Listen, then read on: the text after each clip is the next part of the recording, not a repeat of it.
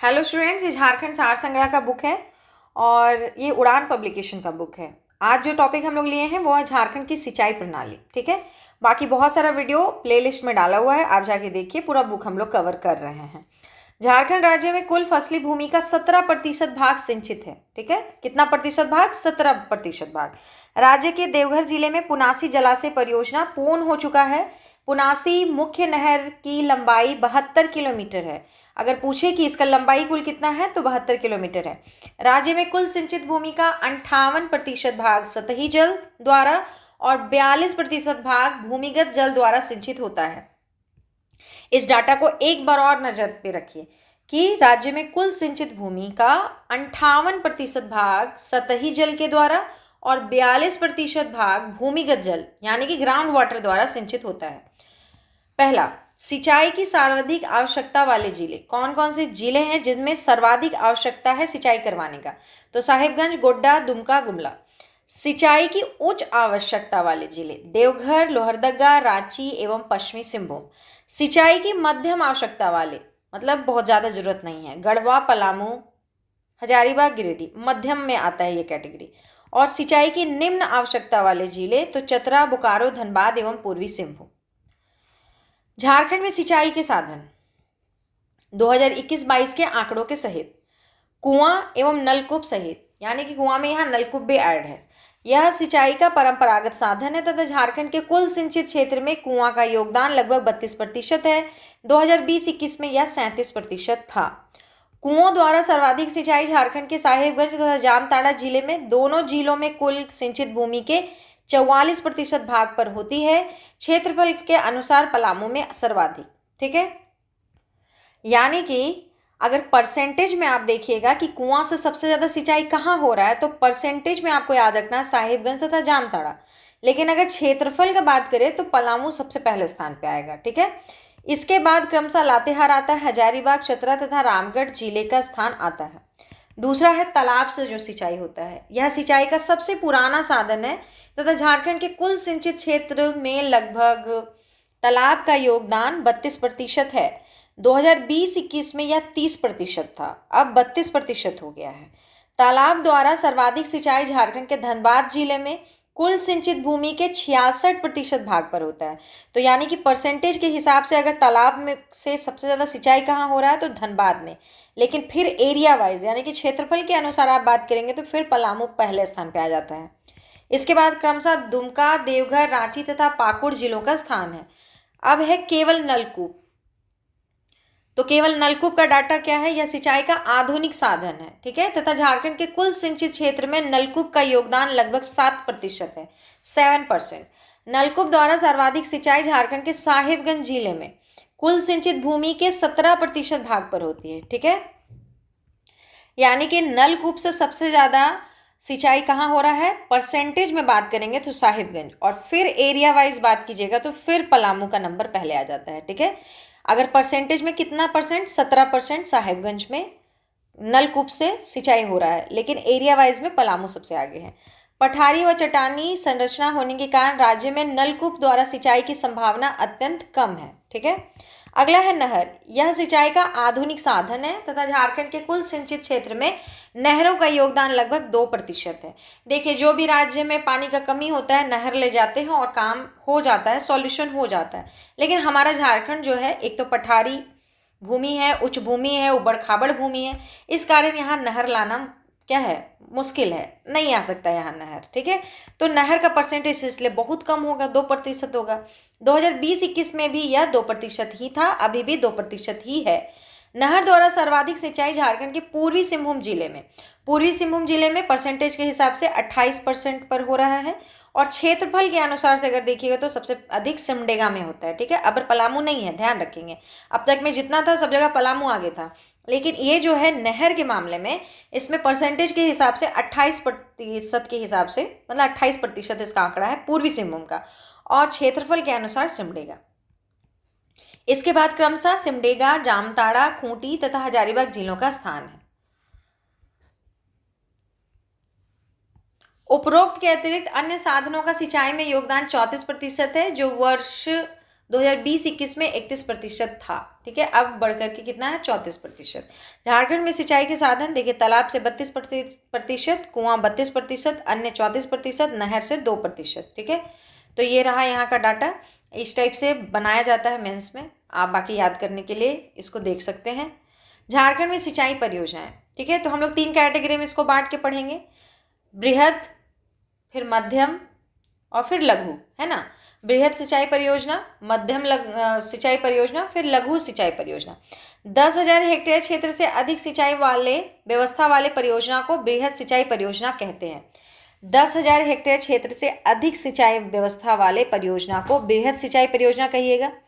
2,000 से लेकर के 10,000 हेक्टेयर क्षेत्र से अधिक सिंचाई वाले परियोजना को आप मध्यम में रखेंगे, ठीक है। और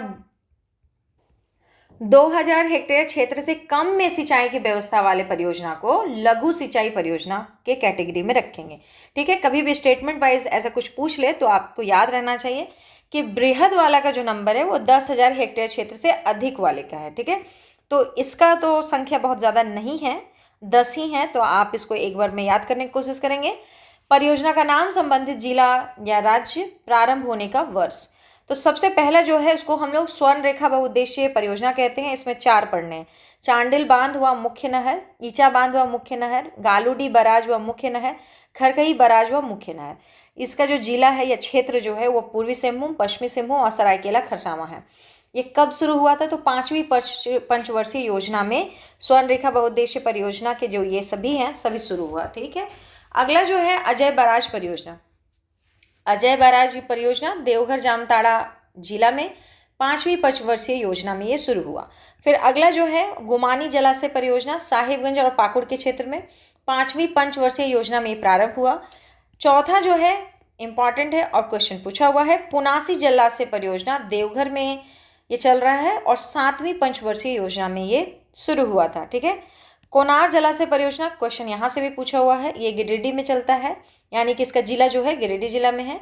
5वीं पंचवर्षीय योजना इसका समय है। अमानत बराज परियोजना पलामू, ये शुरू हुआ था 10वीं पंचवर्षीय योजना में। और 7वां जो है उत्तरी कोयल जलाशय परियोजना जो कि पलामू में है, पलामू जिला में 5वीं पंचवर्षीय योजना में प्रारंभ हुआ। 8वां है औरंगा जलाशय परियोजना पलामू, 7वीं पंचवर्षीय योजना में शुरू हुआ। 9वां है कांची बृहद सिंचाई परियोजना रांची और 10वां है मयूराक्षी बयान जलाशय परियोजना दुमका, ठीक है। 10 ही हैं और 10 में आप देख रहे हैं कि 1 यहाँ 2 और 3 क्वेश्चन तो पूछ लिया है, तो अच्छा होगा कि बाकी हम याद कर लें क्योंकि इससे क्वेश्चन पूछ सकता है। अब अगला जो है वो है मध्यम सिंचाई परियोजना। मध्यम सिंचाई परियोजना का जो आंकड़ा है वो क्या होना चाहिए, 2,000 से लेकर के 10,000 हेक्टेयर क्षेत्र में सिंचाई की व्यवस्था वाले परियोजना को मध्यम सिंचाई परियोजना कहते हैं, ठीक है। राज्य में 600 से अधिक मध्यम सिंचाई परियोजनाएं संचालित हो रही हैं और 600 तो बहुत ज़्यादा नंबर है। किताब भी आपको 600 नहीं बताया है, लेकिन बुक में आपको 53 दिया हुआ है जो कि बहुत लंबा लिस्ट है, ठीक है। उसमें आपको ध्यान रखना पड़ेगा कुछ कुछ, और अगर कुछ याद हो जाए तो अच्छा है। झारखंड राज्य में संचालित प्रमुख मध्यम सिंचाई परियोजना, तो चलिए एक एक करके पढ़ के ख़त्म करें, ठीक है। एक बार आप सुन लीजिए, शायद कुछ याद रह जाए। परियोजना का नाम कंस जलाशय परियोजना, संबंधित जिला रांची, वर्ष कौन सा था, 1979 था, ठीक है। दूसरा है कोकरो सिंचाई योजना रांची जिला, कांटी जलाशय योजना रांची, रैसा जलाशय योजना रांची, वासुकी सिंचाई सह जलापूर्ति परियोजना रांची। कब शुरू हुआ, 1984। अगला है पतरातू जलाशय परियोजना रांची, 1982 में स्टार्ट हुआ। फिर है लतरातू, पतरातू के नीचे लतरातू जलाशय परियोजना रांची, इसका समय नहीं पता। अगला है सुरंगी जलाशय परियोजना रांची, 1987। तजना जलाशय योजना खूंटी जिला में है और 1971 में प्रारंभ हुआ। अगला है कतरी जलाशय योजना गुमला, ठीक है। जिला कौन सा, गुमला, 1981 में इसका प्रारंभ हुआ। देखिए ये क्वेश्चन पूछा हुआ है तो हम लोग के लिए ये इम्पॉर्टेंट है। इम्पॉर्टेंट ये है कि ये आया हुआ है तो ऐसे और भी क्वेश्चंस पूछे जा सकते हैं। 11वां नंबर है धन सिंह टोली जलाशय परियोजना गुमला में है, 1986 में शुरू हुआ। अपर संख जलाशय परियोजना गुमला में है, 1987 में शुरू हुआ। पारस जलाशय परियोजना गुमला, और बच गया सुवाली जलाशय योजना गुमला, 11वीं पंचवर्षीय योजना। उसके बाद तपकरा जलाशय परियोजना गुमला और सिमडेगा, रामरेखा जलाशय परियोजना गुमला सिमडेगा 1983, और 17 नंबर कसजोर जलाशय परियोजना सिमडेगा 1989। 18 नंबर पर है सुकरी जलाशय योजना लोहरदगा 11वीं पंचवर्षीय योजना में प्रारंभ हुआ था। अगला जो है नंदिनी जलाशय परियोजना, ये भी क्वेश्चन पूछा हुआ है, लोहरदगा में है। किस जिला में? लोहरदगा जिला, नंदिनी जलाशय परियोजना। अगला है सलैया जलाशय परियोजना हजारीबाग 1982। फिर है भैरवा जलाशय परियोजना हजारीबाग और रामगढ़ 1984 प्रारंभ हुआ था ये वर्ष। अगला है पंचखेरो जलाशय परियोजना कोडरमा और हजारीबाग, प्रारंभ जो साल में हुआ था वो 1984। बक्सा जलाशय परियोजना हजारीबाग चतरा। केसो जलाशय परियोजना कोडरमा 1982 ईस्वी में, ठीक है। फिर है गरही जलाशय परियोजना चतरा जिला में 9वीं पंचवर्षीय योजना में। फिर है खुदिया जलाशय परियोजना धनबाद में, गोबई जलाशय परियोजना भी धनबाद में, और फिर है बटाने जलाशय परियोजना पलामू में 1979 में, है ना। फिर है सदाबाह जलाशय परियोजना पलामू। फिर है चाको जलाशय परियोजना भी पलामू जिला में, जिंजोरी जलाशय परियोजना भी पलामू में, सोनारे भी और मलय जलाशय परियोजना भी पलामू में। फिर है अनराज जलाशय परियोजना गढ़वा जिला में, और बायां बांकी सिंचाई परियोजना गढ़वा में। ये थोड़ा याद कर लीजिएगा, बायां बांकी सिंचाई परियोजना आ सकता है। झरझरा जलाशय परियोजना पश्चिमी सिंहभूम 1977 में स्टार्ट।